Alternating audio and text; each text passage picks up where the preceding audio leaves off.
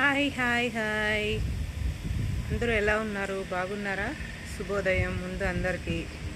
ఈ వర్షాలకి ఎలా ఉన్నారో అని అడగాలన్నా కూడా భయం వేస్తుంది. చూసారా వర్షం బీభత్సం ఎంతలా ఉందో.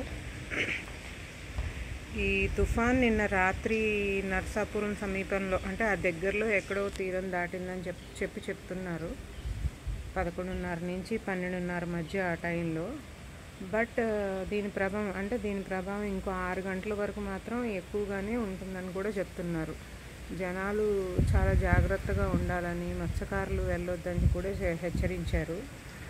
సో అందరూ జాగ్రత్తగా ఉండండి. గాలులు కూడా బాగా ఎక్కువ ఉంటాయని చెప్తున్నారు. దానివల్లనేమో ఇక్కడ మా పొలాల్లో ఇవన్నీ చూడండి మ్యాక్సిమం పాడైపోయినాయి. ఇవన్నీ ఈ గాలులకి మా తులసమ్మ కుండీలో తులసమ్మ చెట్టు కూడా అది మొత్తం గాలికి ఇదైపోయి పడిపోయింది. చూసారా ఇవన్నీ పొలాలు ఎలా పాడైపోయినాయి మొత్తం. దీని ఎఫెక్ట్ రైతులకి ఎంత ప్రాబ్లం అవుతుందో ఏమో కానీ ఎవరికి ఏ ప్రాణ నష్టం జరగకుండా అందరినీ చల్లగా దేవుడు కాపాడాలని నేను కోరుకుంటున్నాను, కాపాడాలని.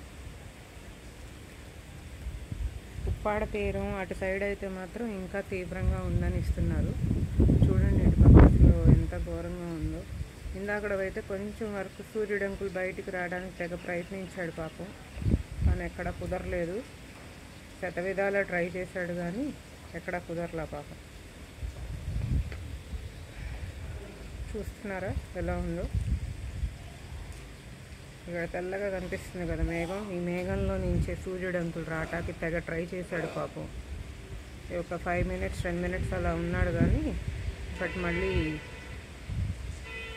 మేఘాల లోపలికి వెళ్ళిపోయాడు మబ్బుల చాటుకి.